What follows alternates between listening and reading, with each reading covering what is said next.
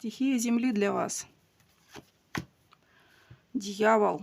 У кого-то ложное чувство, какие-то провокации вследствие там, излишней сосредоточенности на материальных вещах.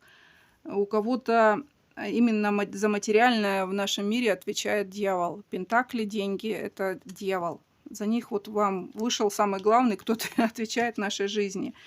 Вы можете с помощью, например, своих уловок, каких-то хитростей, какой-то сосредоточенности на себе, на своей внешности, найти, например, там, любимого человека, встретить его. И этот человек может не задержаться, например, в вашей жизни надолго в связи с тем, что вы преследуете все-таки цель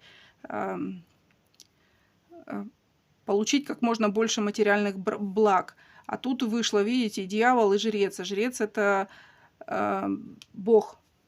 То есть и Бог, и дьявол. А Бог вас останавливает к тому, чтобы вот вы шли по духовному пути.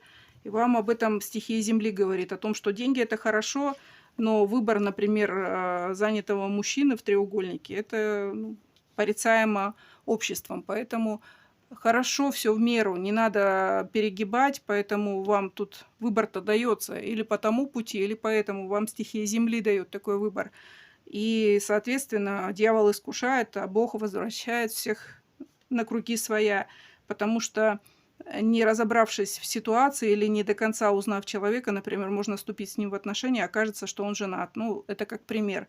Или вы там были в отношениях, и были хорошие отношения у вас с вашим партнером, но встретили того человека, у которого материальное благополучие намного выше, чем вот у прошлого. Поэтому можете пойти с ним в отношения, а окажется, что он занят, что у него уже семья, и в общем, в качестве любовницы вам останется только такая участь. Поэтому стихия Земли вам предупреждает о том, что хорошо на себя, да, тратить время, красоту наводить, следить за внешностью, но и духовность, и думать о том, что в будущем будет у вас, тоже нужно, потому что в погоне за внешностью можно потерять себя.